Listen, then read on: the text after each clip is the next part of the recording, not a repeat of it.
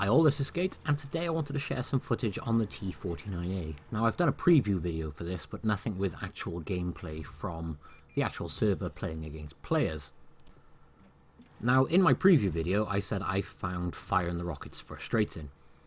I still find it frustrating sometimes, but that being said, when I play it with a balance of this is a T49, I'm going to play it like a T49 and just take advantage of the rockets when you can, then I play it well, and it's fun. It's very, very good fun. And obviously the key to playing this tank well is auto-aim. I'm not personally a huge fan of auto-aim. In sniper mode, as an example, I have it completely off, and there was an AMX M45 who woke up a little bit late in the game and got ammo racked as soon as he woke up. But yeah, I find the key to this tank is the auto-aim, which comes as a bit of an issue. And it's a bit frustrating. I mean, here, it's fun to guide the rockets in without auto-aim. That is the fun part of this tank. I enjoy that. Pulling off trick shots, though, you will need the auto-aim without fail. Like, for example, firing it up in the air and aiming back down on top of people. I mean, like, here's the nice part of rockets. You can guide it into his butt, set him on fire, and finish him off. That's the nice part about it. You can correct it mid-air. With the auto-aim, though, this is where I find this tank slightly imbalanced. It's a damn sight better with the auto-aim on PC, and substantially better at that. Because the auto-aim is so much better. You right-click, you lock on, and that's it. You enjoy the rocket going up in the air and landing back down on people.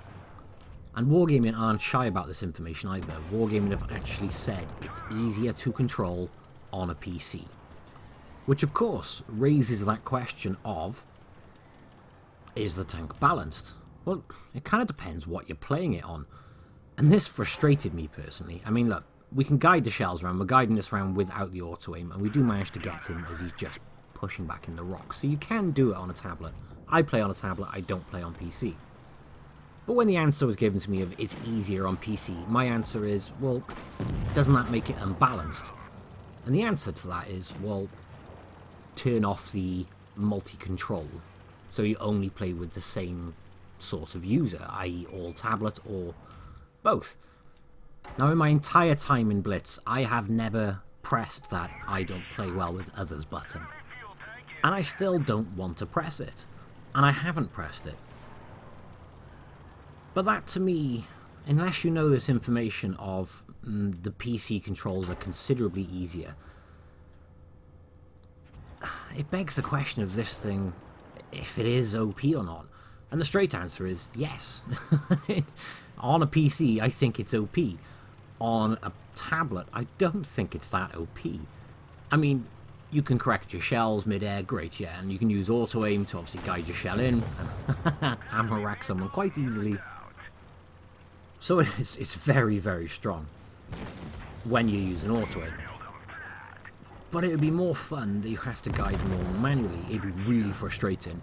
But the only way to do it balanced and fairly on the PC and on for tablet users is to do it that way. So everybody has to learn to control them. Otherwise, you have to flick that button so you're only using it against tablet users. And I know a lot of people are going to disagree with my opinion here. But when I was literally... Oh, sorry, just quickly. I got asked if you can kill people after you're dead with your rocket. The answer there is yes. I'm going to play that one again very quickly for those who missed it. After you're dead, your rocket does keep going, so if you look, I fire, he kills me, and then I ammo rack him. That's got to be so frustrating.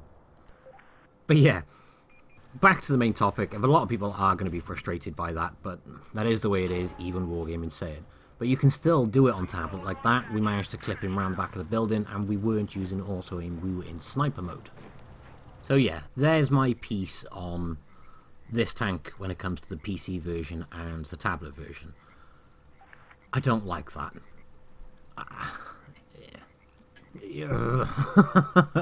It's just frustrating knowing that if you play on a PC, and it's not me being bitter, it's a fact, it's easier to control in that means. So for those who want to avoid the perfectly aimed T49 and you are a tablet user, click that off button in your settings. I mean, I'm leaving mine on, but if you are getting nailed left, right and centre, then that is the answer. That being said, if you want to avoid being shot by them, when you do hide behind a rock, pull in very, very, very close to the rock. The missiles can turn behind rocks, but they can't do it perfectly. And we're going to help out this Drac by ammo-racking that T49, who does get a little bit salty later on in the game. But yeah, when they've been firing at me and I pull behind a rock, what I've noticed is if you pull behind the rock but you're quite far away from the rock, you can loop your rocket around. If you pull in very, very tight to the rocket, you pull in very, very tight to the rock, it's very difficult to loop it round that tight, even with auto aim, because obviously the rockets can't just turn 90-degree corners. They have to obviously fly around, and they can't fly around at that tight a corner. So that is the best way of doing it that way. Well, doing it that way. I can't commentate today, can I? That is the best way of dealing with them in trying to avoid the return fire from them. The way I like to drive this tank, though, like I said earlier, is basically like a T49, just with a little bit more, well, lack of aim time and being able to guide the rockets. Because if you come in close, you can literally just guide them straight through, no problem at all. And you don't have an aim time, so you're not really going to miss when you're using it at that sort of close quarters. The backhand, or downside to that, is you have a very, very long reload. So if you do go in close and you can't get out, well, it's the same as on the T49. It's not a brawler in that aspect, unless you guarantee to finish them off in one shot. And that's when this thing is very easily taken out. Once it's shot, that's when you can just go in head first, ram it for starters for huge amounts of damage, and then obviously just HE it to death. Even if you have a 75mm or a 90mm gun, you can quite easily and quite comfortably deal with this thing between its reloads. Now, I'm also very used to playing the T49, which means I find this thing a little bit sluggish compared.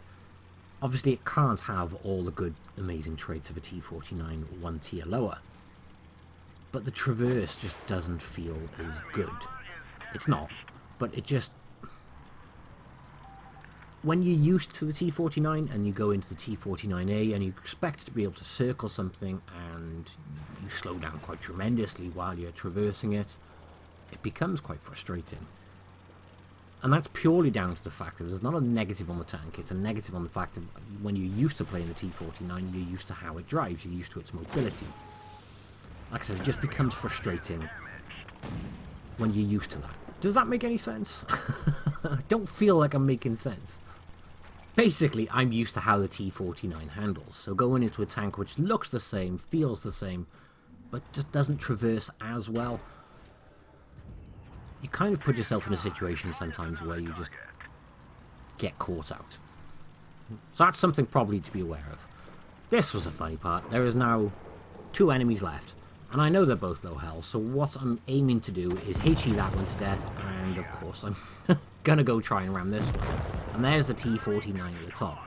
That's the guy I ammo-racked earlier in the game, and he's basically saying I can't afford this on my normal account, so I have to play it on my contributor account. That tickled me, because obviously he hasn't said a word since the ammo rack at the start. On the very small off chance he sees this video, yes I can. I've done my missions, so I have no problem at all. However, I wanted to do it to get a video out. I think he was just a little bit salty about the ammo rack at the start of the match, though. Which, to be fair, is something you see a lot at the moment. I mean, look at this match. There's another T49 on my team. There's T49s on the enemy team. A lot. I was in a game last night with 3 T49As on either side. Until the 20th of September, when these tanks are removed from enemy garage, well, everyone's garage, I genuinely think these things are going to absolutely plague tier 6, 7 and 8. Which, obviously, if you're in a light tank which doesn't have a big old derp gun which fires a rocket, it's going to be frustrating playing. So if you're working grinding a stock light tank, I probably recommend not playing with that for the next week or so. Because things like a stock Bulldog or a stock T37 are frustrating to play in stock form, and they are going to get annihilated. The best answer I have found to the T49a, well, that's a T49. I took my T49 out last night, and they are so much fun to pick apart T49As. This is kind of what I expect for the next week or so, well, until these tanks get removed. It's pretty much going to be T49A on T49A action, and everything else is just in the way. I'm half expecting to see 7 versus 7 T49As, or even worse, Matchmaker is going to throw some Paul Steramil or Dicamax or Borsig in the mix. Can you imagine being on a team with 6 T49As and you're in a Borsig? That is the point where people are just going to cry. And they're going to wonder what the hell they have done wrong to deserve it. That T3485, by the way, that was a very easy shot. Let me just point that out first. It wasn't looped around a corner, anything like that. However, he feels that was cheating. And this is one of the reasons I've named this video what I have. Because people get so salty when they get shot by one of these tanks.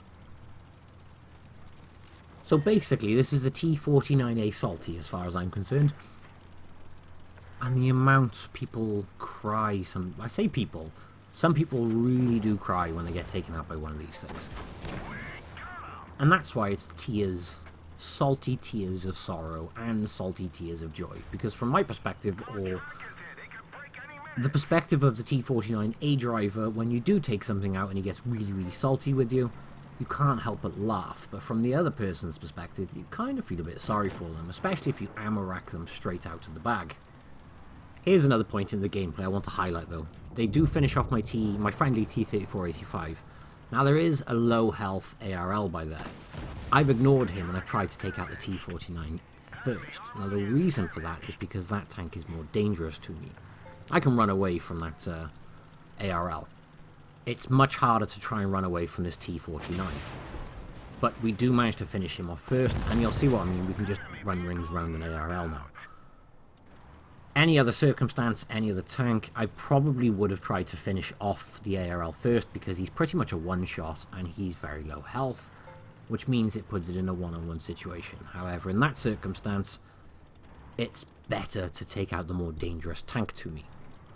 And all we've got to do now is run around the building until such time we are reloaded, which we now are, and we just got to wait until he comes around the corner.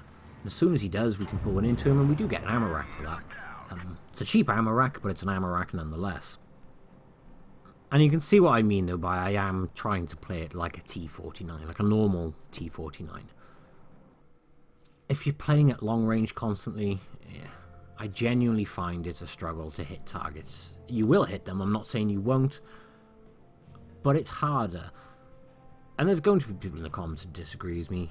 Either A, you're playing on the PC, or B, you're a damn good crack shot. And as you can see from the replay footage, I have got several long-range shots in, but as soon as they go behind rocks, it's hard to guarantee at a long range you're going to be able to guide it, judge how far it is, and loop it around a rock at say 400 meters. Yeah, if the enemy tank is very, very long range and they're sitting wide out in the open, you're going to get it no problem at all. Well, unless they see your rocket coming and then pull away from it. So that's why I tried to play it as the happy balance between having fun with the rockets and also playing it like a T49 like you usually would. And, shameless plug inserted here, but if you don't know how to play a normal T49, I put a video up on the channel yesterday with some fun T49 footage and some of my personal tips on what ammo to use and when, and just generally how I enjoy playing it. Now in this circumstance, what I'm trying to do is run in, gun the Panther. Usually you get an ammo rack shooting the Panther there in one of these, but as soon as I've shot, you'll notice I'm running behind cover. I've got rocks on my left, I've got a building on my right between me and the SP1C, so the only thing I have to shoot at is this Panther, and there's nothing else that can shoot back at me while I was on my reload. Because I genuinely find when you stay out in the open in one of these things, you are numero uno in terms of target. Everybody wants to shoot you. Because you're dangerous, and because it's one of those tanks that people don't like, and they want to take it out quickly. So if you do sit out in the open, or you're not covered between your reloads when you're helpless, you can pretty much guarantee that you are going to be the person people want to shoot at. Now in this circumstance here, I've noticed there's several heavily armoured targets, and there's one J-Panther. I'm not going to go after the heavily armed targets. I'm going to avoid them, and I want the back of that J-Panther. Because again, in this tank, you can ammo rack these things so easy as long as you get a full penetrating shot in the side. I'm not going to get his side, so instead we'll shoot in his butt. But it doesn't matter, we do set him on fire, get him to very, very low health, and then one of our friendlies finished him off anyway. But shooting one of them things in the butt, very easy. Well, that's very easy, 1,000 damage nearly. And I thought I was hiding in cover from that Tiger 2 then. It turns out I wasn't, which is why I'm now going on the reload. I'm coming back around this way, and I'm going to try and get a shot in his butt. So again, I'm waiting for the shot, shoot in, and this is what I mean by the traverse. In a T49, I would have been down that hill already. When you're used to the way a certain tank plays, it just feels different. But as I mentioned at the start, we are a tier lower, so it's expected. All in all, guys, if you haven't got one of these and you're still not sure whether to go for it, it is worth going for a laugh. It is only in the game for a very, very short period of time. I don't know why, if I'm honest. I personally think it may be being tested by Wargaming, the concept of it. I can't see them going to this much effort just for an event. But again, that is just my personal opinion. If they did bring something like this into the game on a permanent feature, they certainly need to do something to fix the difference between iPad players, or sorry, tablet players and PC players. If I'm honest though, I wouldn't like to see a tank like this as a permanent feature. It's fun as a gimmick, as a little event. Other than that, it changes the game completely. Even if they brought a couple of tanks like this in and put them in a separate queue, that's fine. You've got a completely different game within the same game. And then it's something interesting. But sticking these things in with the rest of normal tanks, it completely changes the game. And for me, I wouldn't like to see that. Yes, games evolve, games change as times go on. However, this is not just something a little bit different. That's a complete game changer if they were in permanently. And especially if more than one of these types of tanks were brought in. So maybe if they brought these things in with a different matchmaker, that would be pretty cool. Other than that, in a normal game, these things permanently, I think would completely change the game. Anyway, that's all for now. I hope you have enjoyed the video, guys. Thank you for watching, and I will catch you in the next one. Bye-bye.